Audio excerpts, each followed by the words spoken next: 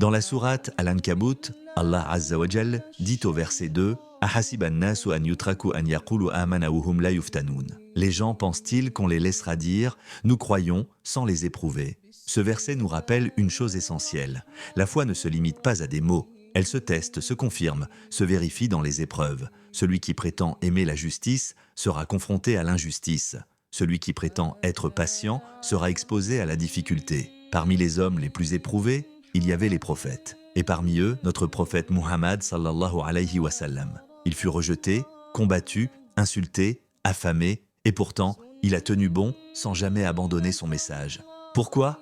Parce qu'il savait que la vérité ne se mesure pas à l'approbation des foules, mais à la sincérité devant Allah Azza wa Jal. Umar ibn al-Khattab radiyallahu anhu, compagnon du prophète Muhammad sallallahu alayhi wa sallam et deuxième calife de l'islam, disait « Soumets-toi à la vérité même si elle est amère, car elle te sauvera même si tu en souffres ». Dans notre vie actuelle, nous avons tendance à fuir la douleur, à rejeter tout ce qui perturbe notre confort. Mais les anciens disaient « Celui qui fuit l'épreuve court vers l'illusion ».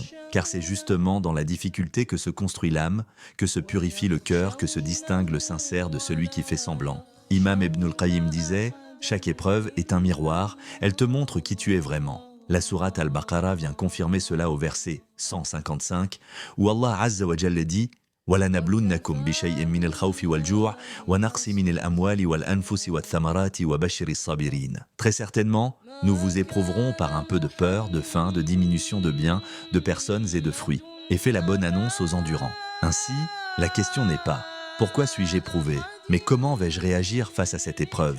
L'épreuve peut être une perte, une injustice, une maladie, une trahison, une difficulté inattendue. Mais si tu gardes confiance, si tu restes droit, si tu fais preuve de patience, alors l'épreuve deviendra élévation. C'est ce qu'ont compris les pieux prédécesseurs. El-Hassan al-Basuri disait « Ne souhaite pas l'épreuve, mais si elle te touche, sois digne et reconnaissant. Car dans chaque épreuve, il y a un secret, un message, une sagesse, peut-être pour te ramener vers toi-même, peut-être pour te purifier, peut-être pour que tu deviennes un exemple pour d'autres. Allah Azza wa Jal ne teste jamais sans raison. Il ne veut pas te briser, il veut t'élever. Et la seule vraie perte, ce n'est pas d'être éprouvé, c'est de sortir de l'épreuve sans avoir grandi.